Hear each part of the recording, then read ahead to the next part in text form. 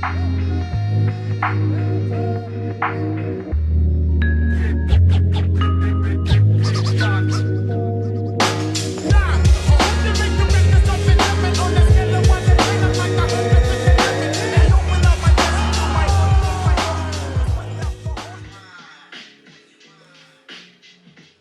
good, fight fans? Welcome back to another episode of Combat and Kick It.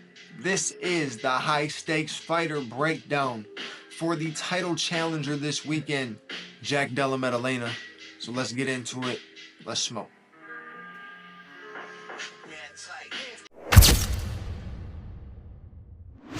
Alright, so we breaking down the title challenger for this weekend in this high stakes fighter breakdown. JDM is ranked number 5 in the UFC welterweight division. To start 2025, he was originally supposed to fight the former champion Leon Edwards, and that was going to be basically his number one contender fight to end up getting to the position he's in, but instead he's there now. A lot of mix-ups have happened in the welterweight division. The Shavkat problem, the Bilal pulling out from the Shavkat fight, Shavkat getting injured, Ian Gary being in the mix, Sean Brady now making noise, Joaquin Buckley making noise. There's a lot of different people in the welterweight division making noise right now, but I think JDM was the right guy to bring up in this opportunity. Styles make fights, and he does make this an interesting fight. Now, talking about JDM a little bit, getting into his career, he is undefeated currently in the UFC. Nobody has beaten him. One guy has come close, and one guy that is not a well-known guy, and that's Basil Hafiz. He fought that fight on short notice, got the split decision win against Basil, and it was close. It was close. It was the first time that we saw JDM really tested, and I think he was really tested because of the fact that it was short notice, the style of the fight he was not training for, and, you know, that shit happens. But he still ended up getting the win. Slightly on the controversial side for some people, not for me, but for some people. But he ended up getting the win, and he has won every fight in the UFC. Notable wins over guys like Randy Brown, Kevin Holland. So he's dangerous. We know that on the feet. He is dangerous. He is a great striker. Like I said in the Bilal video, he is a very good combination puncher. He is great at working the body, good at mixing it up. The one thing he doesn't do much is throw leg kicks. He's kind of on the typical boxing stance, not very bouncy. Doesn't throw too much when it comes into the kicks, leg kicks or high kicks, any kicks in general, right? Doesn't check a ton of them, but he will pressure you with that boxing, and he will throw combinations that other guys don't throw, three to five punch combinations, and they're mixed up combinations too. So he's very skilled, like I said, on the feet with the boxing, and overall, we have seen him be able to mix up the game. Now, I'm not saying he's this takedown wrestling artist, but he does have dangers on the ground as well. When Randy Brown came in, he made Randy Brown pay with a right hook and then ended up subbing him. So he's dangerous any which way. So, in a full-fledged, when it comes down to analyzing Jack Della Maddalena, like I said, we get into his striking. The striking is clean. Right, it's clean boxing. He's very technically sound when it comes to that. He's got good head movement. He's got good power in his punches. It's not one punch knockout power, but an accumulation of shots from a guy like JDM, and he's going to end up getting the finish. He's a good finisher as well. When he sees that he's got you hurt, he's going for the finish. He's not playing with his food. He's getting the W. He went out there and he whooped up on Kevin Holland, who Kevin Holland was supposed to be a dangerous matchup in terms of striking, was supposed to be a test for JDM, and he really wasn't much of a test. JDM went out there and he controlled the boxing, every aspect of it. You know, JDM has been in a couple boring matchups, but nothing to the extent where he's losing fans. People are backing the dude. He's not afraid to get in a scrap. I'm just curious on what he's going to bring to the table in this fight besides the boxing, because if the boxing doesn't work, right, because we know Bilal is going to be shooting a lot. So if the boxing doesn't work, what's his best bet in this? Because he has to be able to have different things to back up the game, because he has he could be bouncy at times, but most of the time it's a flatter style of boxing. Like, it's a very boxing stance, which is easy for wrestlers to take down usually. So I'm curious to see what the takedown defense is looking like. I'm pretty sure who is he training with? Yeah, so he's currently training with Craig Jones, and seems like Craig Jones has a lot of answers for the style of the. Even though Bilal's not from Dagestan, it's the Dagestan style wrestling because he's trained with Khabib and Islam and stuff. And it seems like Craig Jones has had a lot of answers to that. He helped Volkanovski in the first fight against Islam, so he does have some answers. So it's interesting if Jack Della Maddalena is bringing good takedown defense and is defending submissions and stuff like that. Bilal's not known for being a finisher. He could be able to defend things enough to keep the fight on the feet and end up getting the win in his favor on the feet, end up outstriking him and getting a finish, because that is the type of guy that JDM is, to go out there and be a finisher. He's not trying to mess around in any way. He wants to knock you out. And I fuck with that. A lot of people do. How can you not get behind that? And when I say that he's game, right? He's willing to get in a scrap. He doesn't fold under the pressure, especially on the striking side. Now, we're going to see him get pressured in this fight in a different way. It's going to be pressured in chain wrestling and continuously trying. Bilal's going to try to force him on his back foot because that's Bilal's best bet to win. So JDM has to keep this fight in the center of the octagon and try to pressure Bilal as much as he can to either force Bilal to shoot a terrible shot or throw sloppy to where he can counter him, like I said, to similar extent of he has good head movement. You see that in the Randy Brown fight, like I said. Gets out the way, slips, catches him with a right, ends up finishing him on the ground with a submission. And it's very possible. It's very possible. Bilal is not this top tier next level grappler, but he's very skilled and he's dominant in the way that he does it. So if he does fail to do that, he's also talking that he's going to stand up and box with JDM, which could probably be the worst thing for him. The crazy thing, though, and I was going to wait to say this for my like actual full-on breakdown of the card, but I see this fight being a finish. Either which way. Doesn't matter. If it's JDM getting a win and becoming a new welterweight champion, or if it's Bilal continuing his reign and getting his first title defense, someone's getting finished in this fight. Because I feel like it's one of those things where either Bilal has to go out there and get the finish. He's got to get some respect on his name for something a little bit different than being one of the most boring fighters in the UFC. And that's not me dogging him. That is what people label him. So that's not me. That's the overall just like consensus of the MMA world. So that's not just me. So he has to go out there and get it finished. He's got to start proving some people wrong. He's got to start looking dangerous as a champion. He's got to look like a threat as a champion. And JDM, a lot of people are saying that he didn't deserve the shot, but at the same time, you look at the division, who else is going to take that? Who's going to take the call right now?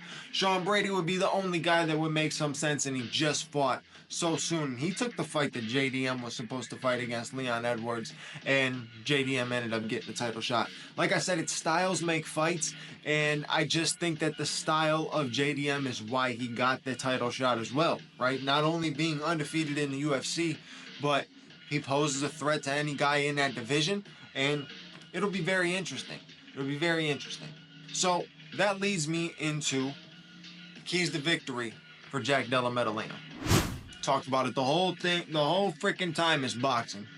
His boxing is going to be one of his keys to victory, but it's not just typical boxing. It has to be the body work. He has to work the body that throws a lot of wrestlers off, and cardio is the main thing that keeps a wrestler pushing.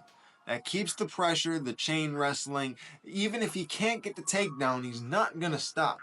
But if you land body shots in those combinations, you work body shots when he's not. Body shots are like non-expected punches, right? You know you're going to end up getting hit, but you don't see a lot of them coming. And a lot of the times in the UFC, a lot of guys don't mix up the body shots as much as a guy like Jack Della Maddalena does. So he has to do that in this fight. He has to put some wear and tear on Bilal Muhammad. He has to force him to to lose that upper hand in the cardio. If he can force Bilal to lose that upper hand in the cardio, he can make the takedown defense much easier for himself, and then he can also land much more dangerous shots on the feet, in my opinion. So the boxing, but it really comes down to working the body.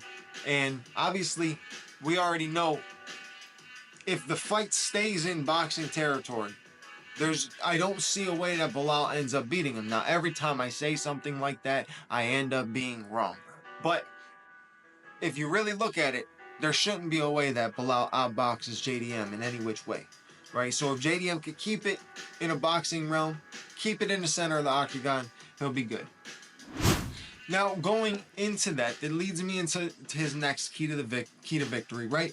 When I talk about keeping it in the center of the octagon, you got to keep pressure on him, right? You have to keep pressure on him. You have to basically show him that you're not going to take the back step at all, because the second you do, he is going to continue to find ways to make you back up, and whether it's you circling to the left, circling to the right, or going straight back into the cage, he is going to shoot. He is going to get you down. So JDM has to pressure in this fight, because that also benefits him in terms of the boxing, right? You pressure him, you can land better combinations. He lands good combinations when guys have their backs up against the cage, like he did against Kevin Holland. He can force guys back, and he can make it a much more dangerous position and make it much harder for Bilal to get a good shot off. So pressure and be a finisher. That is the last one. Be a finisher. Go out there and look for the finish, right? Do not worry about the takedowns, being all cautious that, oh man, you can't get your strikes off like all these other strikers do when a wrestler is their opposition. Do not fold under the wrestling pressure. Go out there and look for the finish the same way you have in every other fight you have been in. Obviously, you have to defend the takedowns. They're gonna happen, right? But look for the finish every opportunity you get. And if you rock them on the feet, do not do what these other guys do, where they rock somebody on the feet and they just track them down. They just track them down. They track them down. Maybe look for one more shot. They just track them down. No, finish him. Finish him. Don't do what Carlos Prates did a couple weeks ago with Ian Gary when he had that 5th round almost in the bag. He could have ended up getting a finish and did not get the finish because he hesitated. Do not hesitate. Be a finisher. Get the finish. All right. So you lead me now into the negatives and going into this fight for him. The things he has to avoid doing. The things that could hurt him. The things that could negatively affect him against Bilal Muhammad. So the one thing is the takedown defense. You go back to the Basel Hafiz fight, however you say the man's name. When you go back to that fight, there was a lot of takedowns secured. Obviously, like I said earlier in this video, JDM wasn't prepped for that fight. Right? I don't even remember who the fight was actually supposed to be against, but he was not prepped for that fight. So to go in there against a wrestler on short notice, and this guy was making his debut, you're not sure what to really expect. It could be a problem. It also might not be. He has been improving with the takedown defense, but Bilal is a different type of wrestler.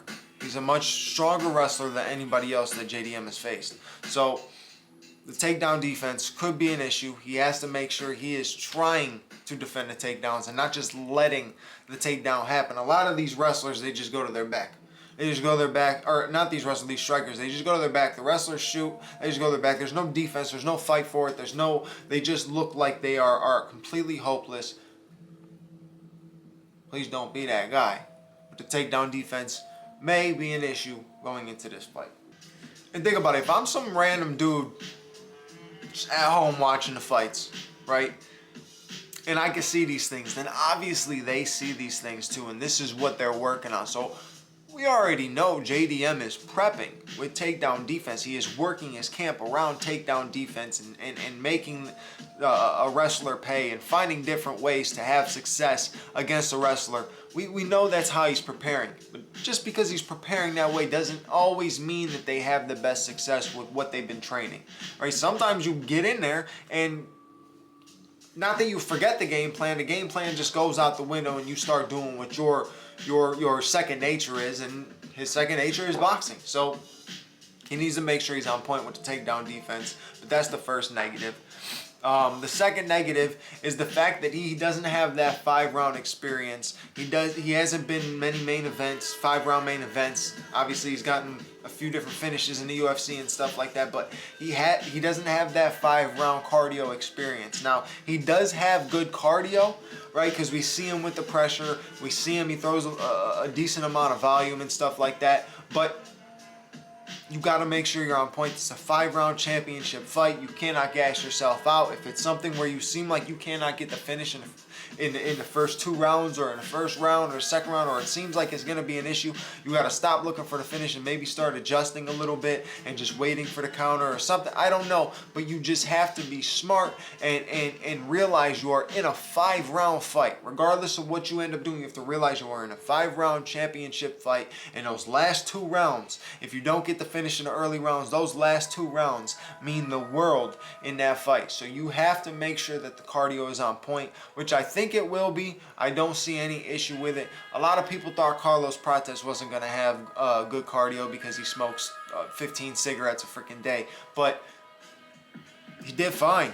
And Jack Della Maddalena is not out here smoking no squares, so I think he'll be okay. The cardio could be a factor and could end up being a negative in this fight. And the last thing, I mentioned it earlier in this video as well, is the leg kicks. Right? The leg kicks in both ways, offensive and defense. On offense, he doesn't throw enough kicks. He doesn't work the legs enough, right? Bilal is going to be throwing leg kicks. And if you're not checking him, you have to do something else. You have to at least send one back yourself. You have to make him pay for the fact that he's doing it. And JDM defensively doesn't check him that well. Like I said, he has a flat-footed boxing stance, right? He doesn't check him that great. So if you're not checking him, you have to at least send some back and make him pay in some way. You got to get him to stop throwing those leg kicks if you're not going to check him.